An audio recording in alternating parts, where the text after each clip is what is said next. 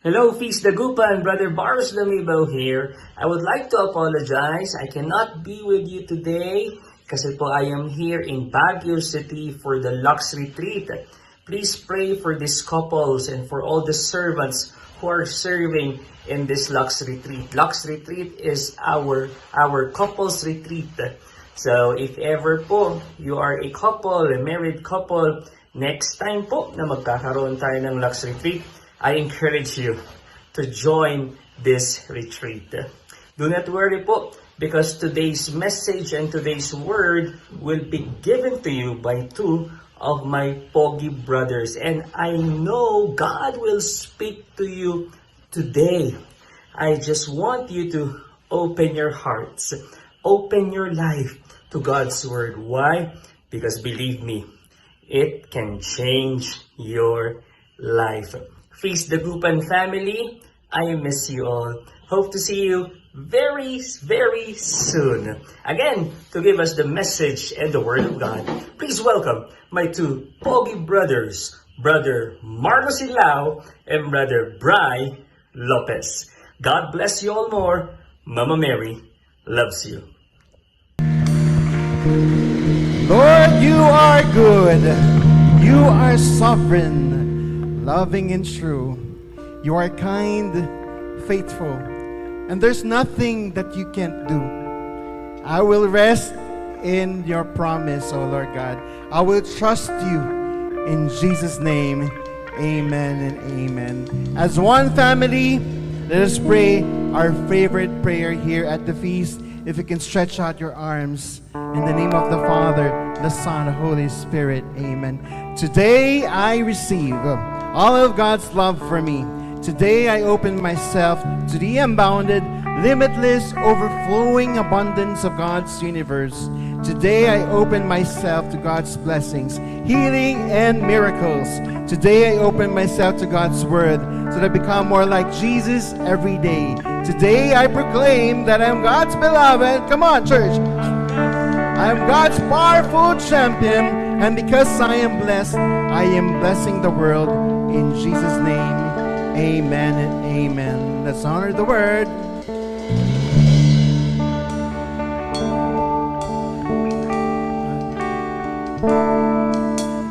Thy word is a lamp unto my feet and the light unto my path. Hallelujah, praise Jesus. Let us pray. Let us all pray together. Father in heaven, thank you for this wonderful day. Salamat po, Panginoon, at ginising mo kami sa araw na ito. Salamat, Panginoon, sa panibagong pagkakataon, panibagong pag-asa na binigay mo sa amin. And as we listen to your word today, Lord God, be with us. Hide us behind you, Lord God, so that we may only hear your word and so that we may only see you. Only, not no one but only you, Lord God. Huwag mong hayaan, Panginoon, na matapos ang araw na ito na hindi ka nangusap sa amin, Panginoon. Thank you, Jesus. Mahal na mahal ka namin. This we ask in the sweet mighty name of Jesus, your Son. Amen. Let us honor the word.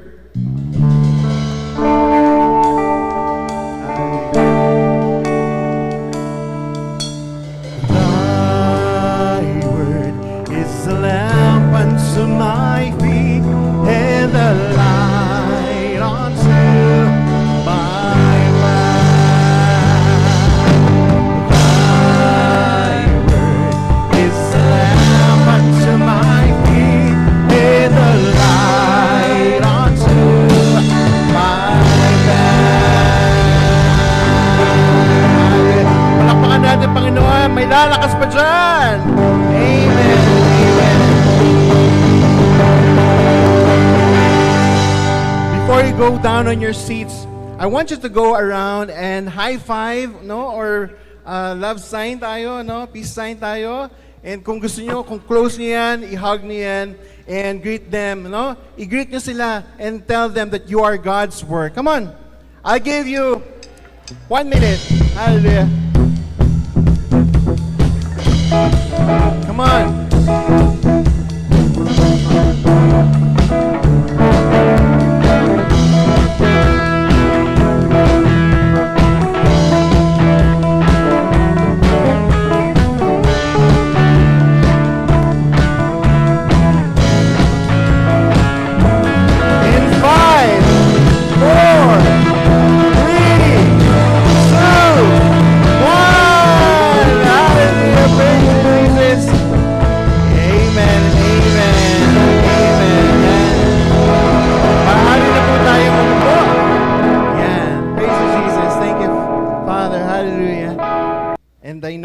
mabibless sila. Today is actually their last day, no, of their retreat. So yung mga hindi pa nakapag-Lux retreat here, mga couples, we highly encourage you to have it, no? And sobrang mabibless kayo. Amen? And so again, we'd like to welcome you to Feast Dagupan! Hallelujah. Where love leads and where you are loved. We'd also like to welcome our online feasters all around the globe. Kung saan man ka ng panig ng mundo, know that you are God's masterpiece and that you are His beloved. Amen? Amen. Amen. So we'd like to welcome you to our third installment of our series, 9 to 5. Yan. Sino po dito yung magaling ng trabaho? Meron ba dito? O talagang rest tayo ng weekends? No? No? Praise God. Naka-rest tayo. No? Ang title ng ating talk for today is Sacred Rhythm of Work. Sacred Rhythm of Work and Rest. By the way, meron po ba tayong mga first-timers in the house? Do you have first-timers here? Kaway-kaway naman po tayo dyan. Yan, praise God, yan. So pwede ba natin silang welcome? The Feast Dagupan way, come on. Yan, amen. I hope na naramdaman niyo yung warmth na yun, ano? And later on, after our talk, after our feast, we'd like to welcome you here at the right side of the stage. And meron po kaming gift sa inyo. Maliit lang naman, mga house and lot lang, mga ganon. Yan. Sana all. Okay. You know, in our broken world, this beautiful thing called work, no? Work has been hijacked. Na-hijack na to and corrupted. You know, work nowadays is very far from God's original idea. Kung ano yung original idea ng Panginoon sa work, sa word na work, no? It's very far nowadays. So the ultimate goal of this life-giving series is to recapture the breathtaking beauty and blessing of work. So dito yung mga stress sa trabaho. Yeah, taas mga kamay. Pwede ba? Wow, ilan lang? Wow! So from 1 to 10, sino dito yung mga nasa level ng 1 of stress? Wala. Wow, sana all. Sana all. Wala pa ng trabaho, no? You know? Hindi. No? Kahit na wala kang secular work, if you're a husband, if you're a homemaker, that is considered work. Yes? Kung ikaw ay tambay, that is considered work as well. Di ba? If you're home, ano ba tawag mo doon? Ang tawag mo doon? At home na anak. Yan. That is also a work, no? Yan. So, in the past 2 talks, we learned the shocking truth na that secular work can be sacred. Di ba? Hindi natin alam yun. Kasi, pag stress tayo sa trabaho, laging, di ba? Toxic, no? Lang naisip natin. But secular work can actually be sacred. Di ba? Pakisabi nga sa katabi, sacred. That through your ordinary jobs, ano man ang trabaho mo, ikaw man ay nagbebenta ng whitening soap, ng slimming lotion, or nagbubunot ng ipin, yan si Doc Ross, no? Or nagbabalance ng spreadsheets, or nagsuserve ka sa isang restaurant, you are food and beverage personnel, God wants to work beside you. No? God wants to work beside us. So that together, we can replant the Garden of Eden. We've been talking for the past 2 weeks, no? The Garden of Eden. Or not just past 2 weeks, so narinig yun ng Garden of Eden. The goal is really to replant the Garden of Eden, no? And in today's talk, we will learn an equally important truth that by itself, kung yung work lang is not enough. Work is not enough. And to walk, you need to, para makalakad ka, kailangan mo ng Kailangan mo ng 2 paa. Di ba? Meron ba tayo dyan picture ng paa? 2 paa? Meron. Ayan, di ba? In order for you to walk, you need 2 feet. And to walk with God, you need the right foot of work, and the left foot of trust. No? Yung right foot natin is for work, and the left foot is for trust, which is expressed through rest. Diba? Yung trust natin, yung left foot natin, which corresponds to the trust, is actually expressed through rest. Sino mga nakapahinga na rito? naka-rest na. Wow, di ba? Ang ganda ng mga aura ninyo, mga naka-rest. You know, friends, God invites us to enter into this holy rhythm of work and rest. So dapat may rhythm yung work and rest. Without rest, even godly work will damage us. Amen? So yung mga servants dito, yung mga nag-work sa, not just here sa Feast Dagupan, servants dito sa Feast Dagupan or volunteer sa parish, no, doing ministry work, even the godly work can actually damage us. Okay? Yan. Kaya tayo nagkakaroon ng mga burnout, no? Sa pagsaserve, yan. You know, sa bahay namin, we have a treadmill. Hindi lang ako nagpo-post ng kasi ano mo na, yun. So, meron kaming treadmill sa bahay, no? Ayan. Hindi naman ganyan yung treadmill namin, pero close to that. And wala ako dyan, no? Hindi ako dyan. Yan. And, you know, this treadmill, we can use it for walking or running. So initially, I set it at the speed of 4.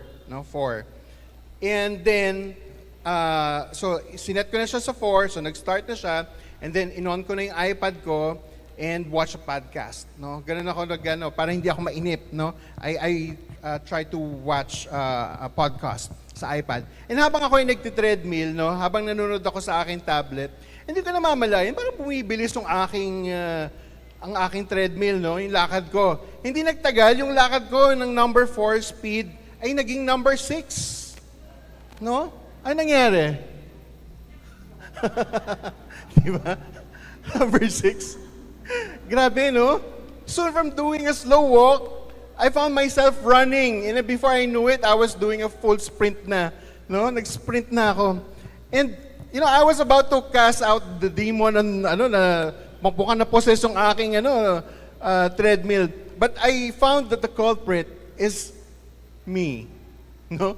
Sino yung may kasalanan ako? Kasi while I was busy swiping my screen, yung isang kamay ko pala ay nakapindot doon sa may control. So hindi ko na malayan na bumibilis na siya.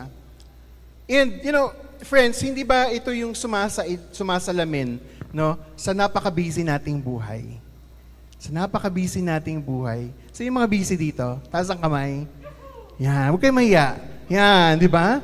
Ito yung sumasalamin sa napaka-busy nating buhay. And you know, sa buhay natin, little by little, we do a little bit more. And a little bit more, and a little bit more. And one day, magigising ka na lang na we're always in a hurry. Na-realize na-experience yun, na paunti ng paunti, yung ginagawa mo. And di pagising mo na isang araw, lagi ka nagmamadali. No? Lagi ka nagmamadali. We try to be more efficient. Nagmumultitask tayo kahit sa banyo. No? Habang nagsashower ka, kumakain ka ng breakfast mo. Di ba? Meron ba tayo? Yan, no? Yung multitasking natin. We analyze which line in the grocery is faster. Sino dito yung mga nagpupunta sa grocery? Pag pipila ka na sa counter, titignan mo kung sino yung pinaka-konting pila. Kasi, di ba, nagmamadali tayo. We are always in a hurry so we can save a few seconds. Kami ni Sister Florence, ang ginagawa namin, 2 kaming pipila. No? Kung sino yung mauna, yun, doon kami magbabayad. You know, in every day, we feel rushed, anxious, and overwhelmed. Especially nung nasa Manila pa kami, grabe ang buhay doon, no? It's very fast-paced. Sino mga taga Manila rito, nagtrabaho sa Manila, alam niyo yan, no? Makaka-relate kayo dyan. And, you know, when people ask us, kamusta ka?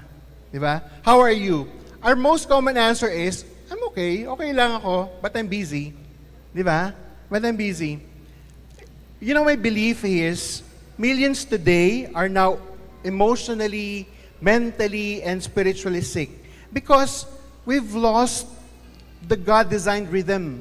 Na-lost na tayo. Nawala na yung rhythm, yung God-designed rhythm of rest and work. In our modern language, we call it work-life balance. Di ba? Work-life balance. May isang friend, no? Bakit ka nag-resign? Kasi sobrang toxic sa trabaho eh. Walang work-life balance. Di ba? O kaya, bakit ang tagal mo niya sa work mo? Although busy, no? But kasi may work-life balance. No? May work-life balance. And if you look at the life of Jesus, meron siyang rhythm. He had this rhythm, no matter how busy he is or he was. You know, Jesus started his 3-year public ministry. Yung 3-year na public ministry niya, he did it in a very, very unique way. Ang sabi ni Matthew sa Matthew chapter 4 verse 1, then Jesus was led by the Spirit into the wilderness to be tempted by the devil. And doon sa wilderness na yon, he stayed there for how many days? For 40 days. No? 40 days to do fasting and to talk to God, to talk to his Father. And the Greek word for wilderness is eremos. Pakisabi nga yun, eremos. Eremos, which means a desolate place, deserted place, solitary place, lonely place, quiet place. Nakapunta na ba kayo dyan? Sa eremos na yan? Di ba? Madalas, no? Madalas. And, you know, for the sake of this talk, we'll call it a quiet place instead of eremos. Okay? A quiet place. Because we live in such a noisy world. May pagkakataon ba sa buhay ninyo na sa pagkakataon? And God is everywhere, but if we are distracted with noise, how can we give Him our full attention? Kapag tayo ay distracted, paano tayo makakapag-focus sa Panginoon? And today, I want to preach this message, meet God in your quiet place. Sabihin sa katabi, meet God in your quiet place. Amen. You know, and this wasn't the only time that eremos appears in the gospel, in desolate place. If you read further, the word appears repeatedly because Jesus likes pausing his very busy ministry to talk to the Father in a quiet place. So kahit si Jesus, nagpapahinga din siya. Nagpapahinga siya. Sa busy work niya, busy ministry work niya, nagpapahinga din siya. Go to a quiet place to talk to the Father. For example, in the Gospel of Luke, Jesus would go to a quiet place 9 times. 9 times siyang pupunta doon. Whenever the crowds were banging down on Jesus' front door, and sinabi ni Luke doon, Jesus often withdrew to lonely places and prayed. Di ba? Lonely prayed. And Jesus, the Son of God, needed the quiet place. How can we even think that we can live without it? One day, isang araw, his disciples were dead tired. Pagod na pagod yung kanyang mga disipulo sa kaka-minister, sa kaka-disciple. They were ministering to many people and napagod talaga sila, dead tired talaga sila. Nakaramdam na kayo ng ganun yung pagod, yung walang mapaglagyan yung pagod mo talaga, pagod na pagod ka talaga. And you guess what? What Jesus tell them. Ang sinabi ni Jesus sa kanila, come with me. Sabi din sa Mark 6:31, come with me by yourselves to a quiet place or the eremos and get some rest. Hindi naman sinabi sa kanila ng Diyos na, oy, mag-Netflix kayo, you watch a movie, get a beer. Hindi naman yung sinabi yun. Ang sinabi niya, come with me by yourselves to a quiet place and get. But okay lang ang movie, Okay naman ang movie or beer, From time to time. But they will not address our deepest thirst for rest. Na-experience na yun na kahit na nakapagpahinga ka, nag-relax ka, di ba? Nag-movie marathon ka ng Squid Game, di ba? Yung mga nakatapos na ng Squid Game season 3 dito, yan, di ba? It will not suffice your thirst for rest. Feeling mo, pagod ka pa rin, di ba? Pagod ka pa rin, hindi ka nakaramdam ng pahinga. And just in case you might misunderstand, when we talk about a quiet place, I'm not talking about isolation. Kasi madalas we isolate ourselves. Solitude. Magkaiba po yung isolation sa solitude. Magkaiba po yun. Isolation and solitude. What is isolation? Isolation is being alone. Being alone, period. Mag-isa ka lang. But solitude is being alone with God. Being alone with God. And I'll be giving you 8 symptoms. Ano-ano yung mga 8 symptoms na ikaw ay nagmamadali, meron kang sakit ng pagmamadali, hurry sickness. And yun nga, if you notice that our society has normalized hurry, yung pagmamadali, normal na sa atin yon. Na kapag hindi ka nagmamadali, tamad ka. Kapag hindi ka busy, tamad ka, Pag wala kang ginagawa, nakahiga ka lang, tamad ka. You're a loser. But the more we read the Bible, the more we realize that hurry is a default setting of your life. It's a default setting of your life. It might be a disease that's ruining your life. Now, paano natin malalaman? Ito yung mga signs, no? Symptoms. Number 1. Hanapin nyo kung meron kayo niyan. Number 1, irritability and hypersensitivity. No? Konting sabi lang sa'yo na parang hindi maganda yung gupit mo ngayon. You get hurt. You get offended easily. Masyado kang hypersensitive. O kaya, binati ka ng good morning, pero mainit ang ulo mo agad nang walang dahilan. No? Another symptoms or sign, workaholism. Yeah, number 2, workaholism. You don't know when to stop working. Na-experience na yun. Yung trabaho ka ng trabaho, pero parang hindi mo alam kung kailan ka titigil magtrabaho, no? Another one, restlessness. Number 3, restlessness, aligaga ka. When you have time to stop working, you cannot relax. Kahit na meron kang time to relax or rest, you cannot stop working. Next, emotional numbness. Emotional numbness. Sino yung mga, dito? Sino yung mga, ang tawag mo sa Tagalog ng numb? Manhid. Sino yung mga manhid na rito? Dahil sinaktan. Dahil iniwan. Di ba? Emotional numbness. Hindi mo na maramdaman yung pain ng iba. No? Kunyari yung kaibigan mo, nagsasabi sa'yo, malungkot ako ngayon, I'm sad today. I'm kinda extra sad today. Tapos ang reaction mo, okay. Di ba? Hindi ka nakakaramdam ng pain ng ibang tao. Next is escapist. Yan, escapist behaviors. Ano yung escapist behaviors? Ito yung mga overeating, no? Overeating, binge watching, no? Pornography, etc. Next, isolation. Yan, isolation. Very common. From others, diba? Sabi natin, isolation is being alone, period. Okay? Magkaiba siya sa solitude. Next is disconnected to identity. Disconnected from your calling and your identity. And last one is lack healthy habits. Aray ko po. Lack healthy habits. Ano yun? You don't sleep enough, di ba? You don't eat nutritious food or exercise. Yan. Ouchie. Di ba? Ouchie. And others say that hurry sickness is much worse than the COVID pandemic. Yung hurry sickness po, mga kapatid, mas malala siya ka dun sa COVID pandemic. Ang COVID, pumatay ng millions. But the hurry sickness kills billions. And to continue the talk, let me call him my poging brother preacher, Brother Bry Lopez. Hallelujah. Thank you, Brother Marlo. Palapakan po natin si Brother Marlo. Ayan. Good morning, Feast! Can I get a hi, Brother Bry? Hi. Pakitaas po ang kamay ng mga alarm ng alarm. Ang daming alarm. Kapag katabi mo yung nagtaas ng kamay, pakisabi naman sa kanya, ang dami mong alarm, friend. Late ka ba rin nagigising? Ganyan tayo no? Kapag bitin na sa oras, doon lang tayo nagmamadali, di ba? Sabi naman ni Nanay Aida, kapag binaliktad mo daw yung umaga, hindi ka na malilate. Aga mo.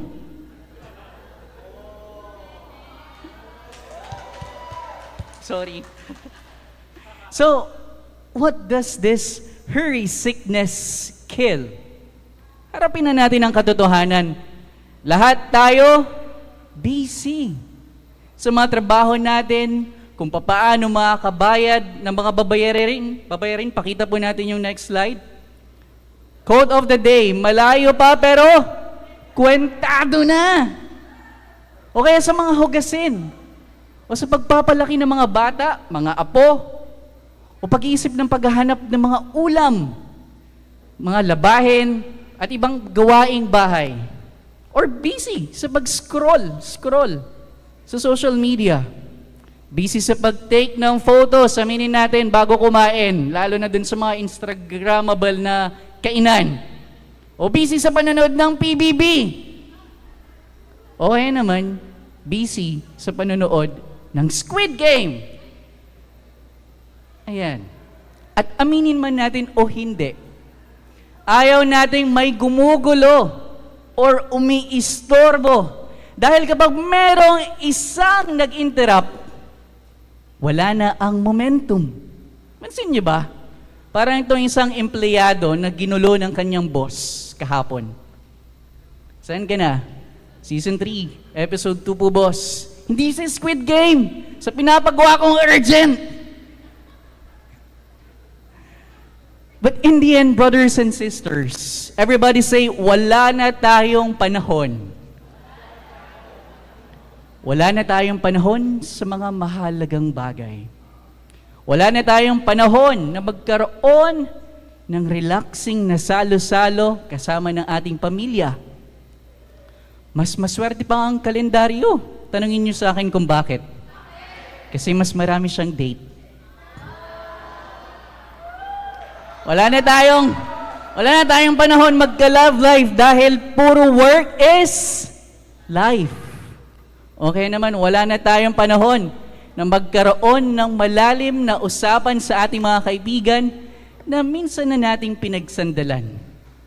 At ito ang pinaka mabigat sa lahat. Wala na tayong panahon na binibigay para magkaroon ng ilang sandali sa presensya at sa piling ng Diyos. Do you agree? That is why itong mga babanggitin ko sa inyo, hindi na bago. Ano na yung mga yon? Our careers might seem very successful, yes. But hey, our relationships with our family is collapsing. We got promoted, but now we're diabetic, stressed, anemic. Diba? We grew our businesses, have high sales, ang daming benta. Pero yung asawa natin, mga anak natin, para na lang mga stranger. Jesus asked us in Mark chapter 8, verse 36, what good it is for someone to gain the whole world, yet forfeit their soul. For in God's kingdom economy, ano nga ba ang pinakamataas na dapat natin bigyan ng halaga? Love. Can you repeat? Love. L-O-V-E. Jesus himself said that love is the greatest commandment. But do you believe that love is also time-consuming? Perhaps some would say yes. Some would say sa inyo, no. But I know for sure that 70 to 80%, baka sabihin nyo pa, uy, hindi lang yung time-consuming. Ang mahal din magmahal. But listen to me, my brothers and sisters. Hurry kills love. Do you notice na kapag lagi kang nagmamadali, ang bilis-bilis mong mainis, ang bilis-bilis mong magalit, o ipilit ang iyong kagustuhan, you don't see the other person. You cannot see their goodness, their woundedness, and their cry for help. That is why St. Paul defines or describes as love as patient. Everybody say patient.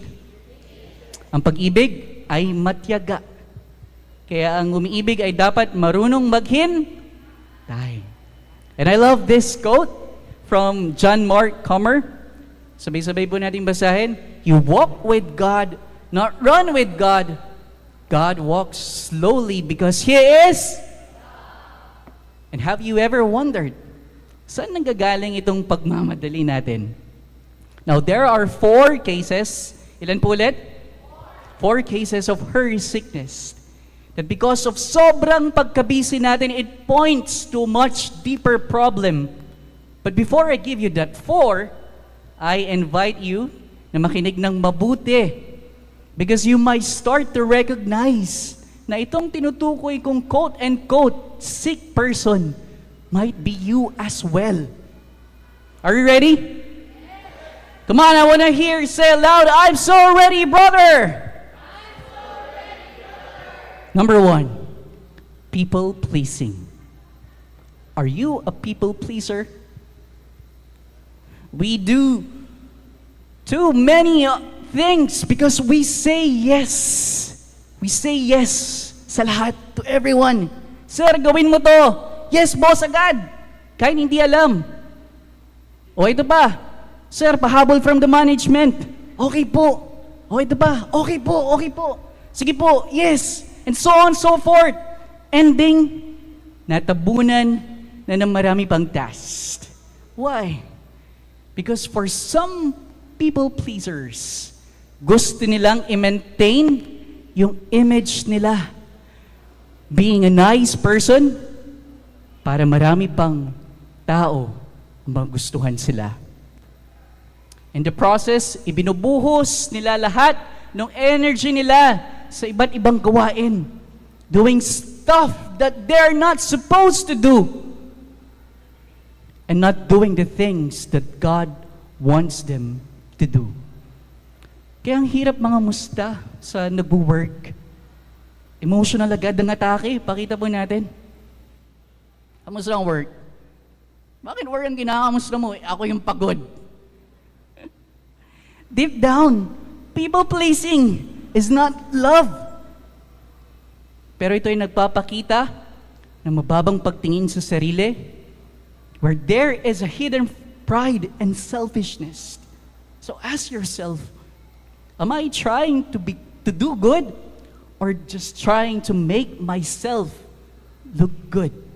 Ginagawa ko lang ba ito para makagawa ng mabuti or ginagawa ko lang to para maging maganda ang pagtingin ng iba sa akin?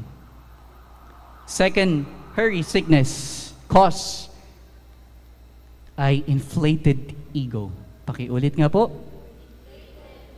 Our favorite script to ourselves is, kung hindi ako ang gagawa, sino pa? Sino pa? Everything nakadepende sa amin, sa akin.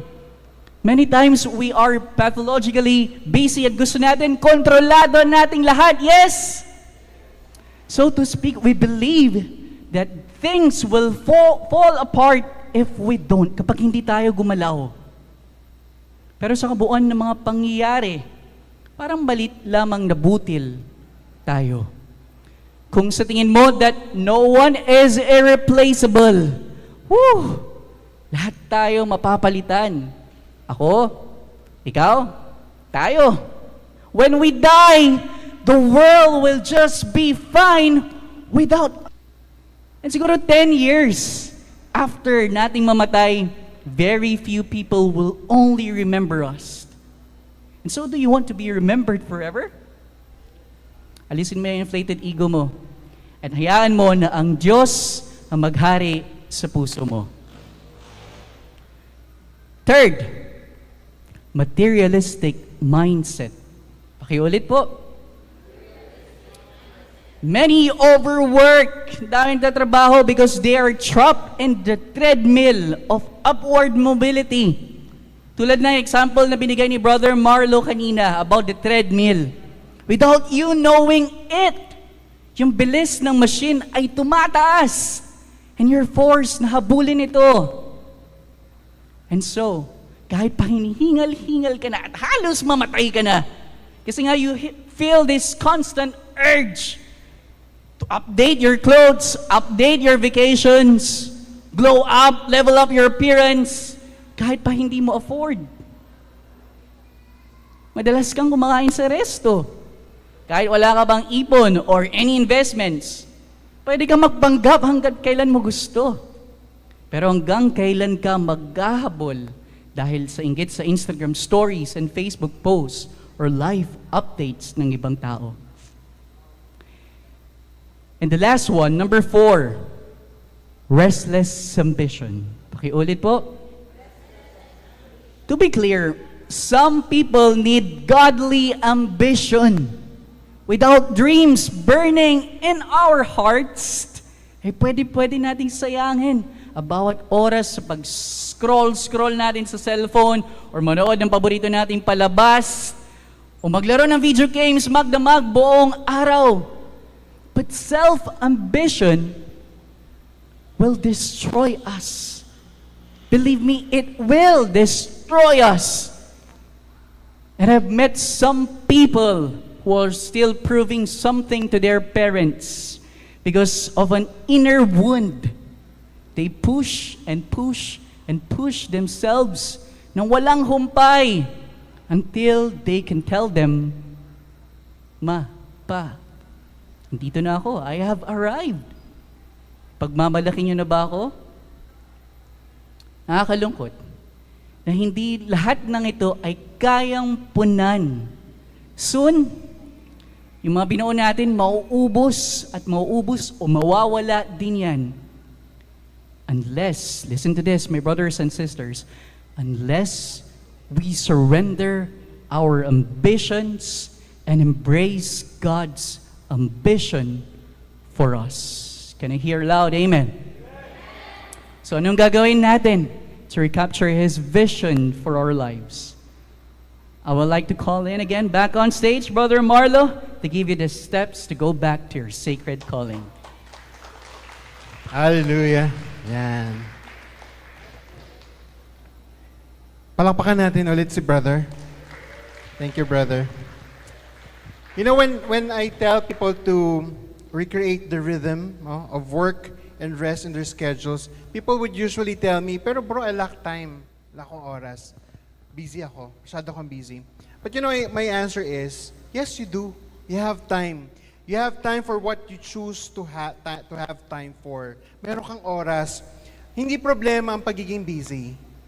It's being busy doing the wrong things. Yun ang problema, no?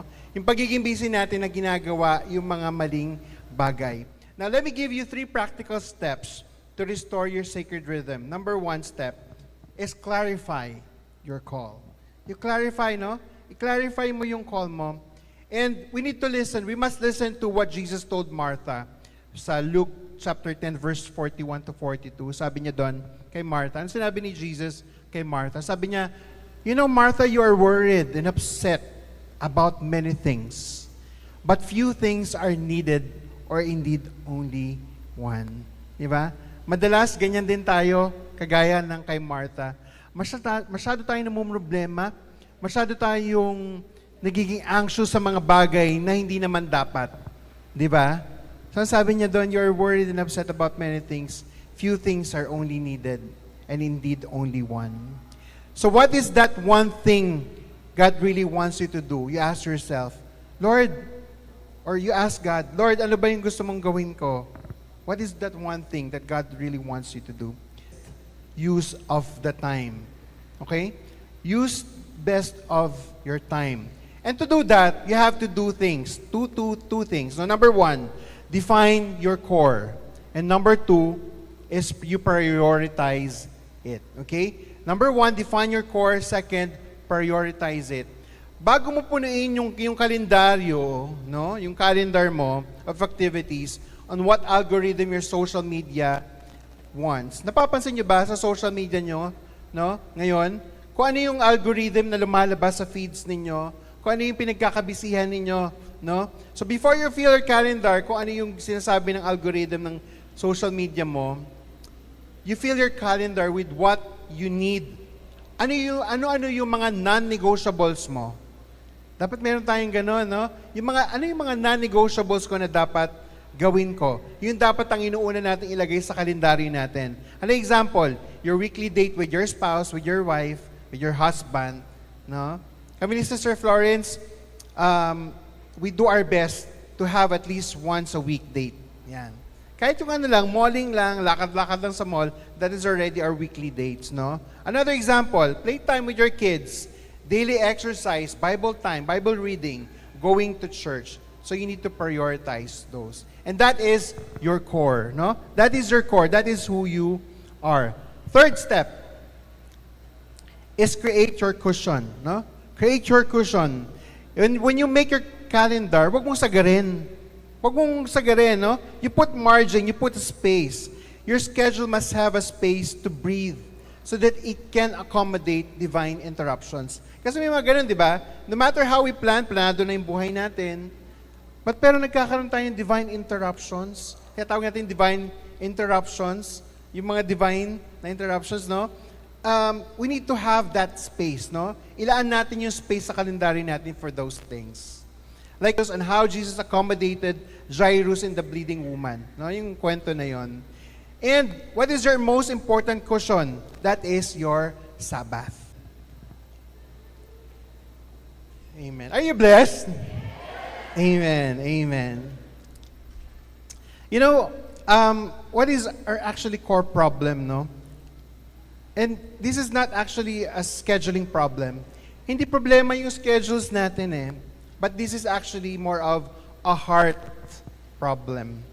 And at the very root of our pathological busyness is actually lack of trust in God. We lack trust in God.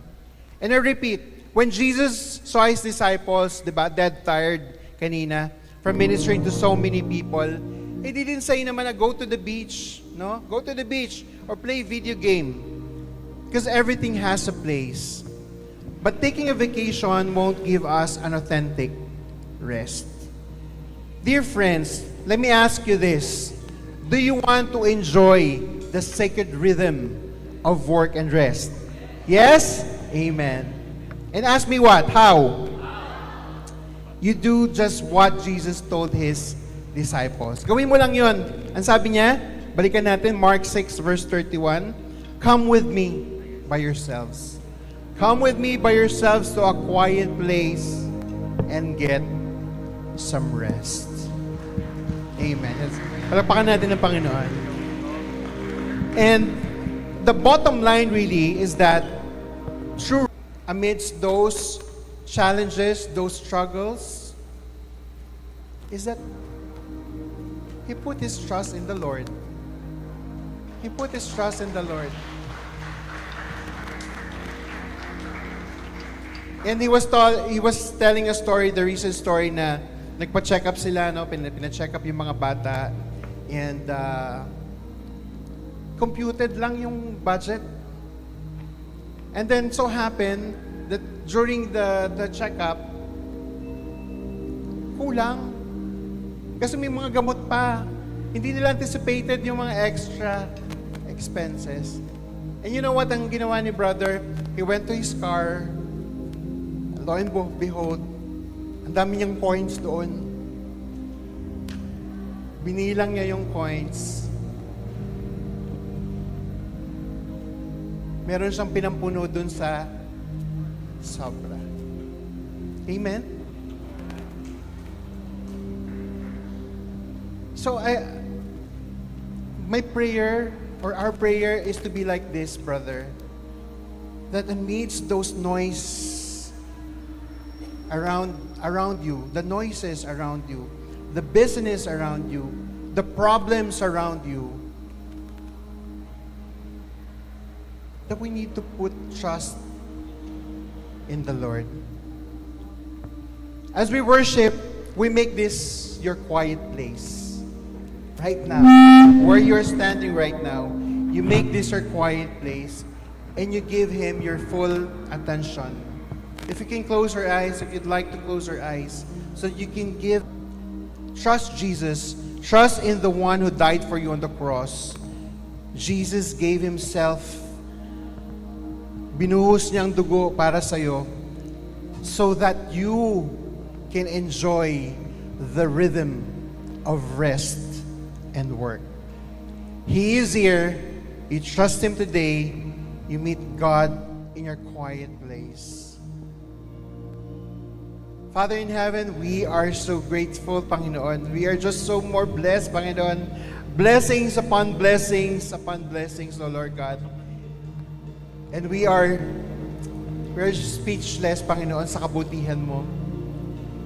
And Lord, patawarin mo kami, Panginoon, if there are times na masyado kaming busy sa aming mga kanya-kanyang buhay, sa aming mga trabaho. Masyado kaming focus sa problema kung paano susolusyonan. At nakakalimutan namin na merong Diyos na siyang tanging sagot sa aming mga problema, sa aming pinagdadaanan, sa pagod na nararamdaman namin. Nakakalimutan ka namin, Panginoon. Patawarin mo kami, Panginoon. And during those times, Panginoon, you remind us, always remind us, Lord God, that you are our God. You are the King of Kings. You are our restorer. You are our deliverer. You are our healer. We praise you, Lord God. This because, Panginoon, we put our trust in you. We put our faith in you, Lord God. We ask this in the sweet mighty name of Jesus, your Son. Amen. In Jesus' name. Amen. In Jesus' name. Praise our God. Hallelujah. Thank you for watching. Be sure to subscribe to this YouTube channel para wala kayong ma-miss na video at live stream. Please also share this video to your loved ones, families, and friends. And do not forget that you can join us here live sa Feast Dagupan. God bless you all more. Mama Mary loves you.